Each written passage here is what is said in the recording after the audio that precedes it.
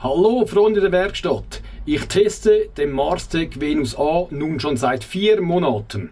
Ich habe den im Januar selbst gekauft und ehrlich gesagt, der hatte ein paar Schwierigkeiten am Anfang. Seit Januar gab es diverse App-Updates und Software-Updates. Ich zeige euch heute, was sich wirklich verbessert hat, welche neuen Einstellungen dazugekommen sind und wie sich das System im Alltag schlägt. Und ganz wichtig, ich hatte Probleme beim Installieren dieser Updates. Ich musste die zum Teil 3-4 Mal machen, bis es endlich funktioniert hat. Wenn ihr da auch Probleme habt, bleibt unbedingt dran. Ich zeige euch auch den entscheidenden Trick. Und jetzt geht's los. Ich zeige euch zuerst kurz, warum das Update bei mir nicht funktioniert hat und wie ihr es richtig installiert. Also ihr setzt euch vor den Marstec, aktiviert beim Handy Bluetooth und Standort. Ihr müsst schauen, dass ihr wirklich mit Bluetooth verbunden seid. Und jetzt kommt's, ganz wichtig, ihr müsst das Netzwerkkabel ausziehen. Bei mir hat es erst funktioniert, nachdem ich das gemacht habe.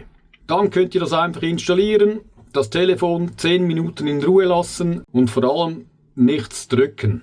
So hat es bei mir funktioniert und Version 148 war endlich richtig installiert.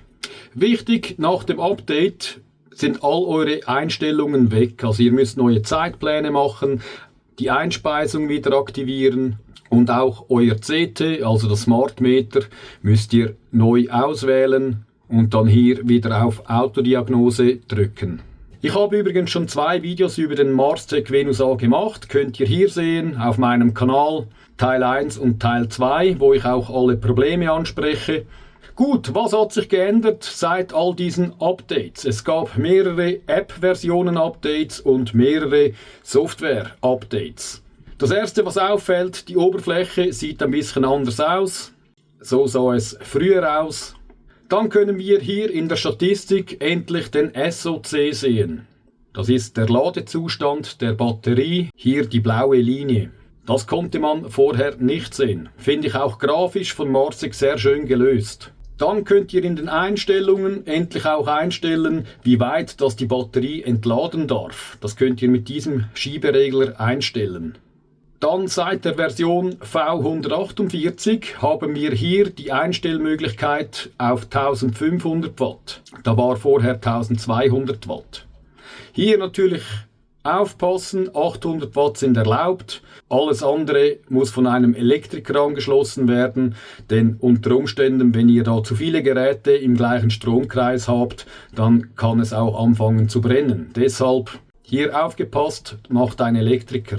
Was mir hier immer noch fehlt, ist, dass man das nicht manuell einstellen kann, dass ich selbst wählen kann, wie viel er maximal einspeisen darf. Das wäre ja eigentlich kein Problem, hier einfach wie im manuellen Modus einen Wert einzutragen. Zum Beispiel, er darf Maximum 500 Watt oder 600 Watt einspeisen.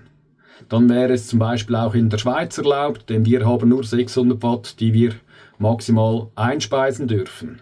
Was mir aber am besten gefällt, und da habe ich lange darauf gewartet, ist im manuellen Modus. Wir können uns diverse Zeitpläne erstellen für Laden, für Entladen, wir können die Leistung einstellen und so weiter. Und neu dazugekommen ist nun der Eigenverbrauch. Wir können einen Zeitplan erstellen, zum Beispiel bei mir läuft ab 19 Uhr bis morgens um 8 Uhr der Venus A im Eigenverbrauchsmodus. Das können wir neu hier auch definieren. Das ist eine super geile Funktion. Gut, das war's eigentlich schon wieder von mir. Nur ein ganz kurzes Update. Daumen hoch nicht vergessen, Abo hier lassen und bis zum nächsten Mal. Danke fürs Zuschauen.